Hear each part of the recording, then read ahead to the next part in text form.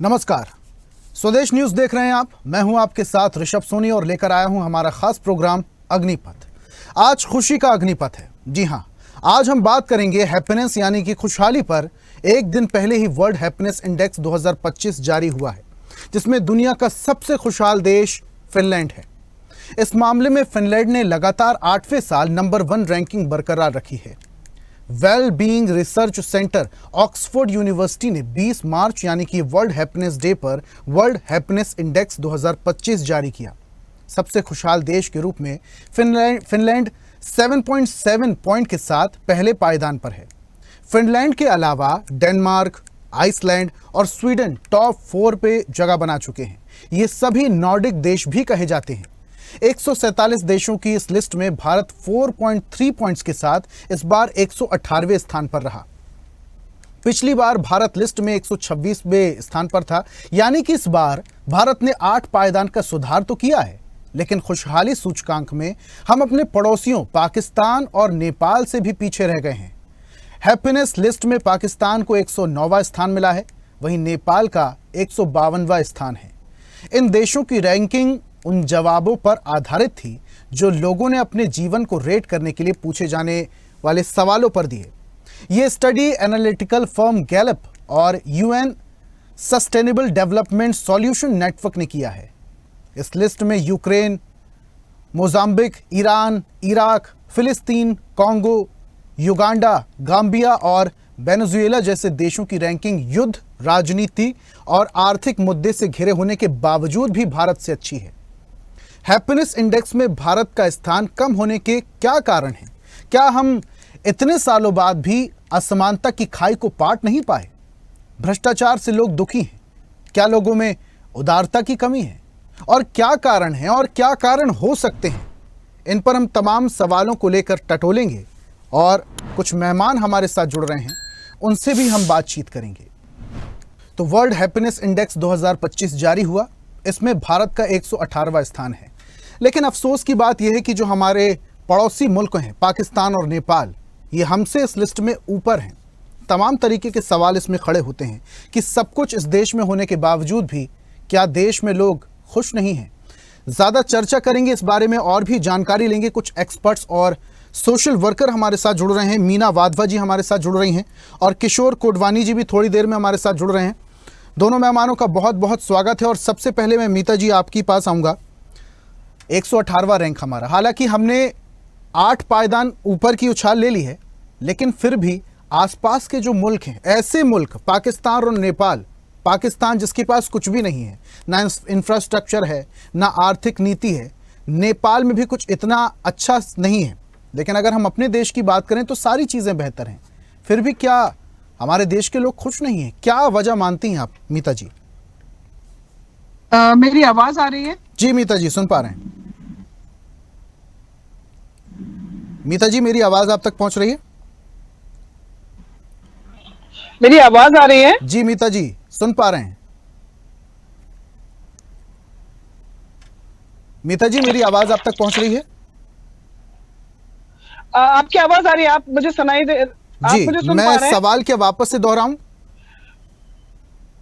Please एक बार। जी मीता जी, मेरा सवाल ये था कि आसपास के वो मुल्क जिनके पास कुछ भी नहीं है, ना इंफ्रास्ट्रक्चर, ना आर्थिक नीति, ना तमाम चीजें, अगर हम अपने देश की बात करें तो बेहतर स्थिति है उनसे हमारी तो, लेकिन फिर भी क्या हमारे देश के लोग खुश नहीं हैं? क्या वजह मानती हैं आप? देश की खुशी में इंडिविजुअल की खुशी है। तो इंडिविजुअल जब खुश रहता है तो देश भी खुश रहता है। हम लोग जिस दौर से आज के डेट में हम गुजर रहे हैं, इमोशनल स्ट्रेंथ खत्म हो गया है, लोग इसे डिप्रेशन बोलने लगे। हमारी चाहतें बहुत अलग हो गई हैं। हमारे पास यदि मारुति 800 था तो वो बहुत पुरानी हो चुकी है, ऑल्टो ले लेते हैं। ऑल्टो हट गई तो बड़ी गाड़ी ले लेते हैं। तो ये जो हमारी चाहते हैं उनके दिशाएं बदल गई हैं। तो खुशी की डेफिनेशन बहुत मटेरियलिस्टिक हो चुकी है। आपका बच्चा कौन से स्कूल में जा रहा है, तो अगर किसी परिवार में बच्चा किसी छोटे स्कूल में जाता है तो वो भी उनका दुख का कारण बन जाता है। तो हम लोगों ने अपने खुशियों के डेफिनेशन को बदल दिया है। ये एक बहुत बड़ा चेंज आया है। और इसमें देश का क्या कंट्रीब्यूशन है ये मैं नहीं समझ पाऊंगी, क्योंकि देश जिस तरीके से तरक्की कर रहा है वो एक बहुत अच्छा और बहुत बढ़िया सा एग्जाम्पल है आज के डेट में। लेकिन आप किसी भी इंसान से मिले, उसकी हमेशा भौहें चढ़ी रहती है, वो खुश कभी नजर ही नहीं आता है। तो मीता जी, इसका कारण क्या माने? क्या लोगों के पास वर्क प्रेशर बहुत ज्यादा है? क्या लोग अपनी खुशी नहीं ढूंढ पा रहे हैं देश में? लोगों ने छोटी छोटी चीजों पे खुश होना बंद कर दिया है। वर्क प्रेशर तो डेफिनेटली है, देखिए इस चीज को हम डिनाई नहीं कर सकते। वर्क प्रेशर बहुत ज्यादा है, लेकिन कोविड के बाद से इसमें भी हम बोलेंगे कि काफी बैलेंसिंग हो गई है, क्योंकि अब जो है बहुत सारी आईटी इंडस्ट्रीज जहाँ पे सबसे ज्यादा हार्ट अटैक्स और स्ट्रेसफुल जॉब माना जाता था, मैं खुद एक आईटी इंडस्ट्री को बिलोंग करती थी जी। वर्क फ्रॉम होम हो गया है, जिससे परिवार से आपका एक कनेक्शन है। लेकिन हमें परिवार के साथ खुश रहना नहीं आता है। हम हमेशा ये सोचने में पूरे टाइम लग जाते हैं कि हमें और क्या मिल जाए जिससे हम खुश हो जाएं। बहुत छोटी छोटी खुशियों को हम छोड़ देते हैं। हम साथ में बैठ के खाना खा के खुश नहीं होते हैं। हम साथ में कहीं घूमने जाते हैं, खुश नहीं होते। हम किसी रिश्तेदार क्या जाते हैं, खुश नहीं होते। बच्चे को यदि सेकेंड रैंक आया तो हम खुश नहीं होते, वो फर्स्ट क्यों नहीं आया? इंसान ने अपने खुशियों का दायरा बहुत छोटा कर दिया है, बहुत छोटा कर दिया है। और हमारी चाहते बहुत ज्यादा बढ़ गई हैं, जिसके कारण हम खुद दुखी हैं।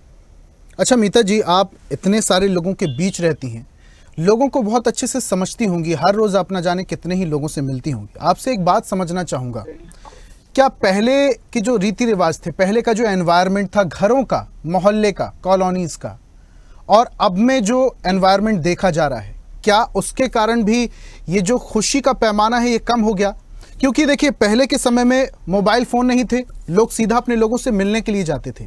अब सिर्फ एक व्हाट्सएप में मैसेज कर देते हैं, और वो भी नहीं होता तो लोग अपनी खुशी का इजहार सिर्फ स्टोरी के थ्रू करते हैं। जिन लोगों ने देख लिया उन्हें पता है, जिन लोगों ने नहीं देखा उन्हें कुछ भी नहीं पता। लोगों ने एक दूसरे से मिलना बंद कर दिया, लोगों ने एक दूसरे से अपनी चीज़ों को शेयर करना बंद कर दिया।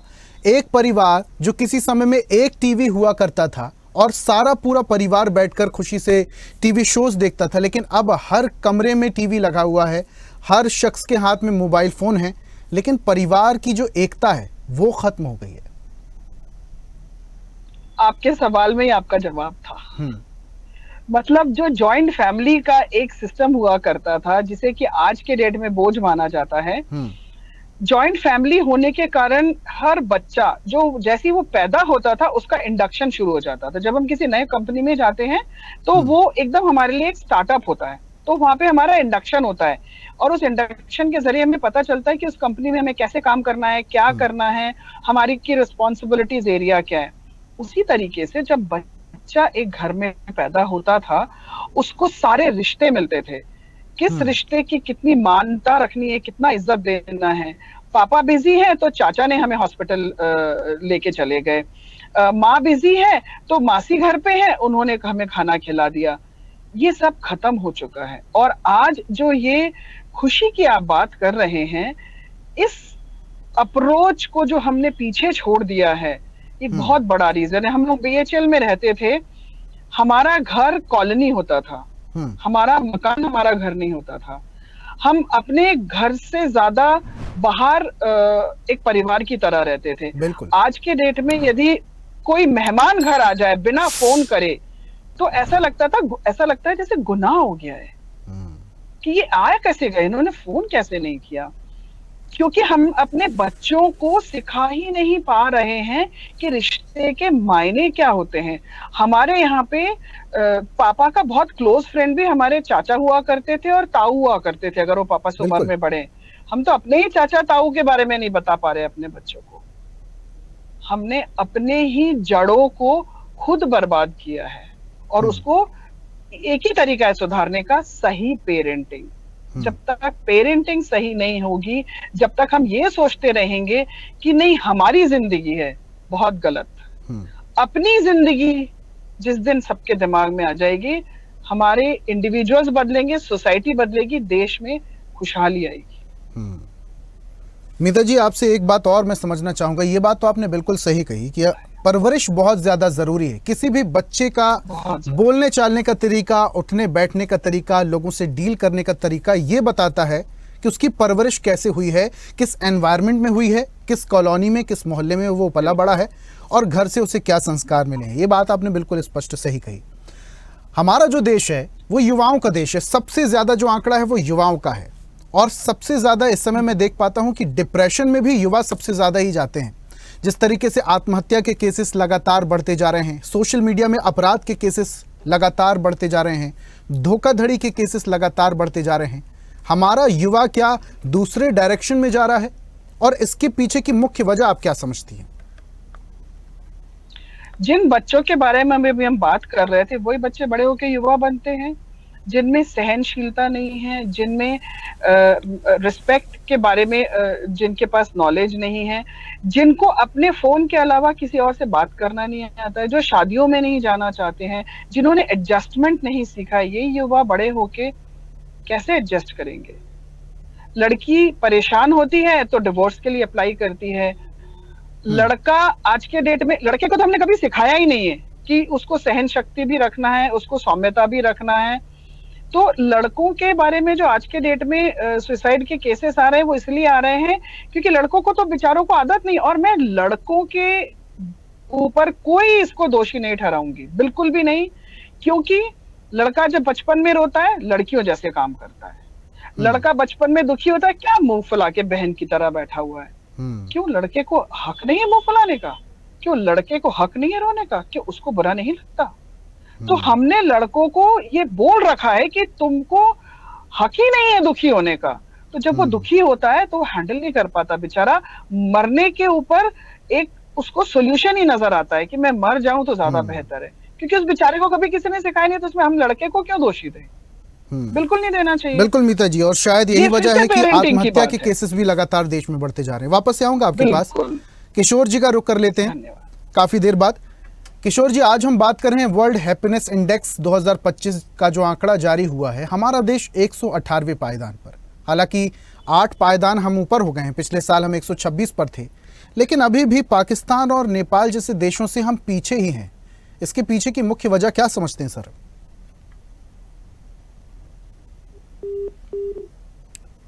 किशोर जी से लगता है संपर्क नहीं हो पा रहा है।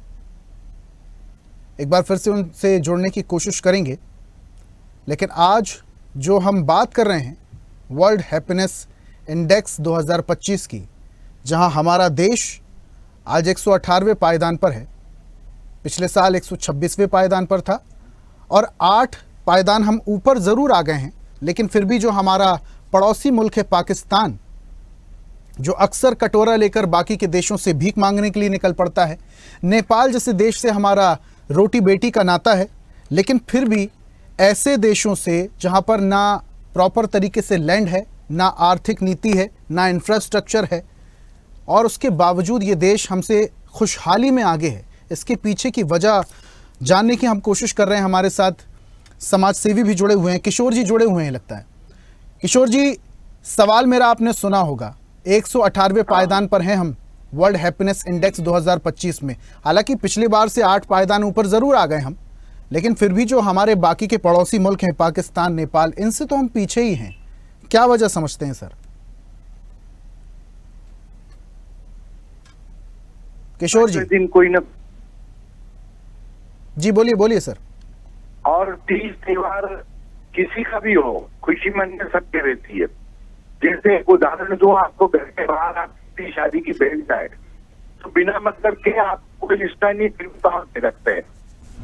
और ये हैप्पीनेस जो था मेरे जीवन का, वो मेरे धर्म में ऐसा उठा दिया कि सिवा नफरत के किसी के मन में कोई विचार ही नहीं आ रहा है। तो हैप्पीनेस तो जब आप इंडेक्स कोई सा भी बनाते रहो। जी किशोर जी, आपकी आवाज कुछ प्रॉब्लम करी, कुछ नेटवर्क का इशू है। वापस से आपसे जुड़ते हैं हम।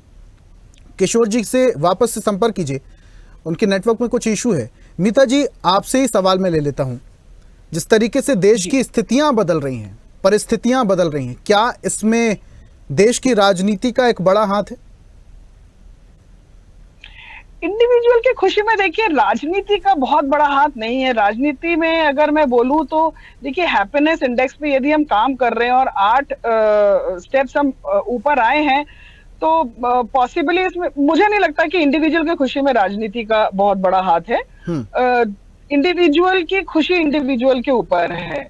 हाँ, लेकिन जिस तरफ हम जा रही है हमारी सोसाइटी आज के डेट में, वो एक बहुत बड़ा रीजन है और वो एक इंडिविजुअल की ही रिस्पॉन्सिबिलिटी है। इसमें अगर हम बोले कि हमारा देश तो अच्छा कर रहा है। आज से 4 साल पहले या 15 साल पहले जो था और आज जो है, हम बहुत बड़ी, हम ज्यादा इंटरनेशनली कनेक्टेड है। हमारे यहाँ पे आईटी जॉब्स आज की डेट में बहुत ज्यादा बढ़ गए। जी नीता जी, माफ कीजिएगा, मैं रोकना चाहूंगा। किशोर जी वापस से हमारे साथ जुड़ चुके हैं, काफी समय से रुके हुए थे। किशोर जी अपना बात रखिए। मेरा देश इतने जातियों में उपजातियां हैं, उस बाद भी इतने त्योहार हैं देश में कि दूसरे का त्योहार पे भी मैं खुश रहता हूँ। और एक छोटा सा उदाहरण दूंगा, आपका परिचित हो या न हो, आपके घर के बाहर से जब बारात निकलती है तो बिना बोले आपके पांव थिरकते हैं। ये है एक दूसरे का सामंजस्य। आज हमने इतना धर्म आधारित उलझा दिया देश को।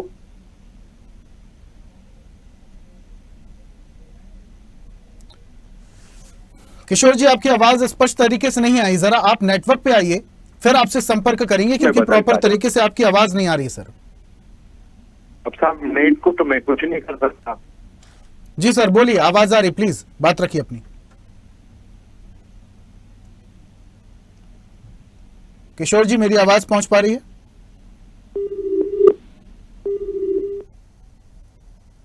चलिए ठीक है, मीता जी अपनी बात रखिए, आप कुछ कह रही थी, प्लीज। मीता जी सुन पा रही हैं? बड़े होते जा रहे हैं, हमें अपने एस्पिरेशंस को थोड़ा कंट्रोल करना है और हमें अपने बच्चों को, अपने परिवार को खुश रखने के पैरामीटर्स को सही करने हैं। तभी हम जाके चेंज ला सकते हैं, क्योंकि देखिए इसमें पॉलिटिक्स का कुछ नहीं है। किसी भी डिपार्टमेंट ने या कभी भी प्रधानमंत्री ने ऐसा कोई रूल नहीं निकाला कि जिससे आप बोले कि आप खुश नहीं रह सकते। डाइवर्स सिचुएशंस हर जगह आती हैं। हम लोगों ने अपने आप को बहुत ज्यादा मॉडर्न बना दिया है, बहुत ज्यादा मॉडर्न। अब वो मॉडर्नाइजेशन का डेफिनेशन तो ठीक कर लीजिए आप, आपके वैल्यू चेंज को ठीक कर लीजिए। आज के डेट में अगर हम किसी बच्चे से बात करें तो वो बच्चा कहता है मैं तो डिप्रेशन में हूं, बोर हो रहा हूं। डिप्रेशन हमारे टाइम में एक बीमारी होती थी। डिप्रेशन एक बहुत बहुत भारी शब्द है। आप सिर्फ मतलब किसी चीज से खुश नहीं होते तो आप डिप्रेशन में चले जाते हैं। आज के डेट में हर काम बच्चों से पूछ के किया जाता है। एक टाइम था जब बड़े करते थे। चीजों को बैलेंस करना बहुत जरूरी है। परिवार को एक शब्द सुनाई देता है मीता जी, मीता जी युवाओं में एक शब्द काफी ज्यादा आजकल सुनाई देता है, एंजाइटी। मुझे एंजाइटी हो रही है और कई बार डिप्रेशन, एंजाइटी अटैक। जी, इस तरीके के जो शब्द हैं ये काफी ज्यादा सुनाई देते हैं। आपसे एक बात मैं और समझना चाहूंगा, जिन बच्चों की उम्र ज्यादा भी नहीं होती उसके बावजूद जब वो इतने भारी भरकम शब्दों का इस्तेमाल करते हैं तो कहीं ना कहीं क्या स्कूलों की जवाबदारी भी तय होना चाहिए? माना कि बच्चों की प्राथमिक शिक्षा जो है वो माता पिता से मिलती है, अमूमन माता से ही मिलती है, लेकिन क्या हमें शिक्षा नीति और शिक्षा का जो पैटर्न है उसे भी चेंज करने की जरूरत है? क्योंकि अब मैं देखता हूं जी, बिल्कुल सही बोला आपने, बहुत जरूरी है। हमने अब 98 और 99% हमारा टारगेट हो गया है। हमने अपने यहाँ से मॉरल साइंस हटा दिया है। हमने अपने यहाँ से एनवायरनमेंट से रिलेटेड क्लासेस हटा दिए हैं। अभी जो नया एजुकेशन पॉलिसी आया है, हमें मॉरल साइंस पढ़ाया जाता था क्योंकि उसकी एक अलग क्लास होती थी और मॉरल वैल्यूज पे बात होती थी। क्या आज होती है? बिल्कुल नहीं होती है। शिक्षा पद्धति में हम लोगों ने सिर्फ ये रखा है कि हमें कैसे भी करके टॉप आना है, और उस टॉप आने के चक्कर में आधी से ज्यादा परेशानियां सारे बच्चों को ये होती है कि आपस में माए पिताजी सब आपस में कंपटीशन में रहते, तुम्हारा बच्चा यहाँ जा रहा, मेरा बच्चा। उसका प्रेशर कौन झेलता है? बच्चा झेलता है। मेरी डॉटर इंजीनियरिंग कॉलेज में है, उसके साथ 3 बच्चे ऐसे हैं जो इंजीनियरिंग करना ही नहीं चाहते हैं, पर क्योंकि माँ पिताजी ने बोला है तो कर रहे हैं। गलत है। इतना प्रेशर नहीं क्रिएट करना चाहिए कि बच्चे डिप्रेशन वर्ड तक पहुंचे। इंटरनेट उनको बहुत अच्छा सा नॉलेज देता है, वो अपने नॉलेज को स्क्रीन तक सीमित कर लेते हैं, क्योंकि उनको जो एक्चुअली चीजों को समझना चाहिए माँ पिताजी, वो उनके अपने टारगेट सेट हैं। तो बीच में जो ये गैप क्रिएट हो रहा है ना माँ पिताजी और बच्चे के बीच में, ये सारे फसाद का जड़ है, ऐसा मुझे लगता है। परिवार एक जाइलो में चल रहा है, पिताजी के अपने एक्सपेक्टेशन है, माँ के अपने दिन भर के कार्यक्रम होते हैं, बच्चा अपनी तरफ जाता है। हम जब बच्चे को इस दुनिया में लाते हैं, वो हमारा रिस्पॉन्सिबिलिटी होता है, माताजी का भी और पिताजी का भी। तो ये जॉइंट रिस्पॉन्सिबिलिटी अगर हम ढंग से निभाएं, बच्चे को समझें, हर बच्चा एक जैसा नहीं होता। मेरे घर में 3 बच्चे, तीनों अलग तरीके से चलते हैं, तीनों के हैंडलिंग का बिल्कुल अलग है। मैंने ऐसे कई माओं को देखा है, बहुत सीनियर पोजीशन पे, बहुत अच्छे ग्लैमरस पोजीशन से उन्होंने अपनी नौकरियां छोटे उसमें ले ली है, क्योंकि वो अपने बच्चे को आने वाले 5 साल टाइम देना चाहते हैं। एक आखिरी सवाल, क्योंकि डिबेट अब अपने आखिरी चरण में है, एक आखिरी सवाल भी आपसे ले लेता हूं। देखिए, जो हमारा देश है, किसी चीज की कोई कमी नहीं है। चाहे मैं पुरानी संस्कृति की बात कर लूं और अभी की सभ्यता की मैं बात कर लूं, तो किसी चीज में कोई कमी नहीं है। ऐसे देश, पाकिस्तान जैसा देश, जो कि कटोरा लेकर हर कभी भी दूसरे मुल्कों से भीख लेने के लिए निकल पड़ता है, नेपाल से हमारा रोटी बेटी का नाता है, ऐसे देश खुशहाली में हमसे काफी ज्यादा है। क्या आंकड़ों का हेरफेर है? भारत देश नो डाउट जनसंख्या में सबसे ज्यादा है, क्या ये भी एक आंकड़ा जो है मायने रखता है? ऐसा मुझे लगता है कि आंकड़ों का कुछ तो हेरफेर होगा, क्योंकि अगर हम कंपेयर ऐसा कर रहे हैं कि पाकिस्तान से, तो पाकिस्तान से तो ज्यादा खुशी हमारे देश में दिखती है। मतलब पाकिस्तानी भी जब भारत आता है तो ज्यादा खुश महसूस करता है और कहता है कि ये एक डेमोक्रेटिक कंट्री है, हम वो कर सकते हैं जो हम करना चाहते हैं। आप खुद देखिए, वहां के इतने बड़े बड़े सिंगर्स हैं, सब लोग हैं, वो आज के डेट में बॉलीवुड में आके परफॉर्म कर रहे हैं और कहाँ कितनी ऊंचाइयों तक पहुंच रहे हैं। तो मुझे नहीं पता ये किस टाइप का कंपैरिजन था, पर हाँ, इस मामले में मैं बोलूंगी कि हमारा भारत इन दोनों देशों से तो ज्यादा खुश है। चलिए, ठीक है। मिता जी, बहुत बहुत शुक्रिया हमारे साथ जुड़ने के लिए। किशोर जी, आपका भी बहुत बहुत शुक्रिया हमारे साथ जुड़ने के लिए। और आज हम बात कर रहे थे वर्ल्ड हैप्पीनेस इंडेक्स 2025 की, जिसमें भारत की जो रैंक है वो 118 है। पिछले साल 126वें रैंक पे था। 8 पायदान हम ऊपर जरूर आ गए हैं, लेकिन अभी भी सोचने वाली बात यह है कि जो पड़ोसी मुल्क है पाकिस्तान, नेपाल, इनसे हम अभी भी नीचे हैं। अब इनसे ऊपर हम कैसे जाते हैं, इस पर भी विचार किया जाना चाहिए। आज के अग्निपथ शो में फिलहाल इतना ही। देखते रहिए स्वदेश न्यूज। ऐसे ही वीडियोस के लिए लाइक करें, शेयर करें, फॉलो करें। YouTube पर जाकर सब्सक्राइब कर बेल आइकन दबाना ना भूलें और ताजा अपडेट्स के लिए swedeshlive.com पर जरूर जाएं।